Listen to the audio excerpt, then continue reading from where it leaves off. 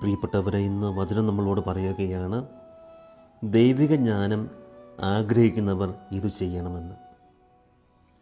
പ്രഭാഷകൻ്റെ പുസ്തകം 1-ാം അധ്യായം 26-ാം തിരുവചനം. ജ്ഞാനം ആഗ്രഹിക്കുന്നവൻ പ്രമാണം കാക്കട്ടെ, കർത്താവ് അത് പ്രദാനം ചെയ്യും. ഹല്ലേലൂയ. പ്രിയപ്പെട്ടവരെ, വചനം പറയുകയാണ്, നീ ദൈവിക ജ്ഞാനം ആഗ്രഹിക്കുന്ന വ്യക്തിയാണോ?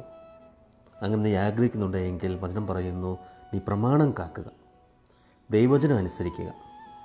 അപ്പോൾ കർത്താവ് നിനക്കത് നൽകുമെന്ന് വചനം എന്നോടും നിങ്ങളോടും പറയുകയാണ്. പ്രിയപ്പെട്ട, നമ്മളും ആഗ്രഹിക്കുക ദൈവിക ജ്ഞാനത്താൽ നിറയാൻ, വിവേകത്താൽ നിറയാൻ, തെറ്റും ശരിയും മനസ്സിലാക്കാനുള്ള കൃപയാൽ നിറയാൻ. ഇതൊക്കെ നിന്നിലേക്ക് നിറയണമെങ്കിൽ ദൈവിക ജ്ഞാനം നിന്നിലുണ്ടാകണം.